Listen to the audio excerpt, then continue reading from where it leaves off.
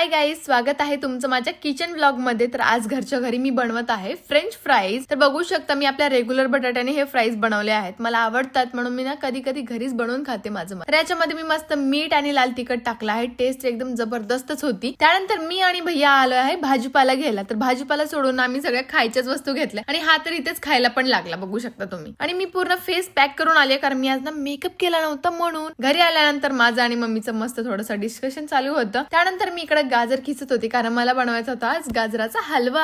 गाजर खिसून झाला आहे, कढई ठेवली आहे गॅसवर, गॅस चालू पण केला। त्याच्यामध्ये टाकलं तूप, तुपाला गरम होऊ देऊन त्याच्यामध्ये टाकला आपण किसलेलं गाजर, पूर्ण त्याच्यामध्ये टाकून घेतलं आणि याला थोडा वेळ व्यवस्थित मिक्स करते। आणि मी डायरेक्ट किचन वर बसले कारण गाईज मला थांबून अजिबात करू वाटत नाही, मला कंटाळा येतो म्हणून। मग याच्यामध्ये मी टाकलं दूध, जेवढं याला दूध लागतं ना तेवढं मी टाकून घेतलंय याच्यामध्ये। आणि आता याच्यामध्ये टाकते मी साखर। आणि मला एवढं माहिती नाहीये, मम्मीला विचारून मी करते कारण मी फर्स्ट टाइमच आज गाजराचा हलवा करते म्हणून। मग त्याला थोडंसं व्यवस्थित मिक्स केलं। आपला गाजराचा हलवा आणि खिचडी रेडी आहे। बिग बॉस बघत बघत मी जेवण केलं आणि गाईज हलवा एवढाच जास्त टेस्टी झाला होता ना, मला तर लई आवडला कारण मीच बनवला होता। मग तारीफ तर करावीच लागेल ना। Bye bye.